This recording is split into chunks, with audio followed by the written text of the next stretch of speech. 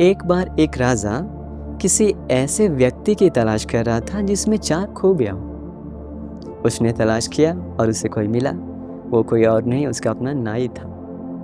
नाई को बुलाकर राजा पूछता है, भाई मैंने सुना है कि तुम्हारे पास 4 खूबियाँ हैं, बताओ मुझे। नाई कहता है, महाराज आपने जो सुना बिल्कुल सच सुना, मुझ में 4 खूबियाँ हैं।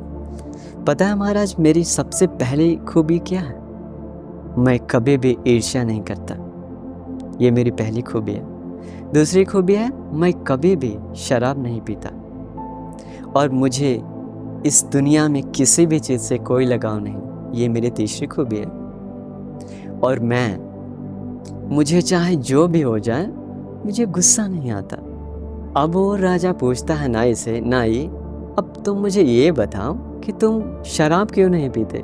क्या तुम्हारा मन शराब पीने का नहीं करता? नाई बोलता है, महाराज उसका भी एक घटना है। मैं कई जन्म पहले आपकी तरह एक राजा था। राजा रहते समय मुझे एक लत लग चुका था। मैं हमेशा मांस खाता था और शराब पीता था। मेरी एक लत थी।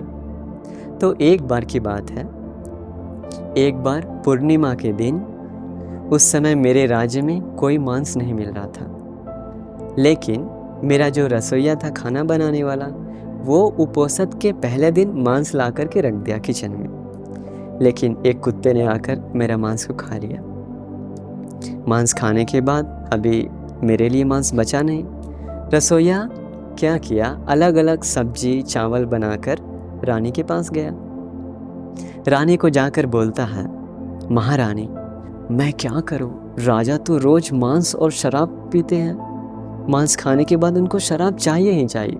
तो अब मैं क्या करूं? कहाँ से लेकर आऊं उनके लिए मांस? आज पूर्णिमा का दिन है। रानी बताई, चिंता मत करो, मैं हूं ना। ये अपना महाराजा जो है, अपना एक प्यारा लाडला को बहुत प्यार करता है। जब ये अपना लाडला को गोद में लेता तो सब कुछ भूल जाता। इसलिए मैं एक उपाय बताती हूँ। मैं अपने बेटे को, गोद में रहने वाले बेटे को राजा का गोद में दूंगी। जैसे ही मैं उनके गोद में अपना बेटा दूंगी, तुम तुरंत खाना लेकर आना और राजा के सामने रख देना। राजा को याद भी नहीं आएगा मांस। तो वो बात हो गया। अभी रसोइया जो है अलग अलग खाना रेडी करके प्लेट में ले गया राजा के पास। राजा उस टाइम बहुत नशा में था, शराब पीकर दम मदमस्त था पूरा। उसे किसी भी चीज़ का कोई ख्याल नहीं था। रानी अपना बेटा को राजा का गोद में दी। राजा अपना बेटा को गोद में लेने के साथ वो पूरा खुश है। वो बेटा को चूम रहा है, खिला रहा है, हंस रहा, मुस्कुरा रहा, सब कुछ कर रहा। उसी टाइम रसोइया वो खाना लेकर राजा के सामने रखा। राजा का देखिए नज़र, सीधा वो अपना नज़र डाला उस खाने का प्लेट पे खाना देखने के बाद प्लेट में खाना, अभी राजा को दिख नहीं रहा उसका मांस। राजा गुस्से में बोलता, मेरा मांस कहाँ? मांस लेकर आओ, मुझे मांस चाहिए। मैं बिना मांस का कुछ नहीं खाता, लेकर आओ मेरे लिए मांस। वो कांपते हुए रसोइया बोला, महाराज मैं जो मांस आपके लिए लाया था वो किसी कुत्ते ने आकर खा गया। कुत्ता खा गया? क्या इस पूरे देश का राजा को कहीं से आज मांस नहीं मिलेगा? राजा गुस्सा के कारण तुरंत क्या किया, उसके गोद में जो अपना बेटा था, बेटे को लिया। बेटे को लेकर अपने दोनों हाथ से उसका गर्दन को मरोड़ दिया।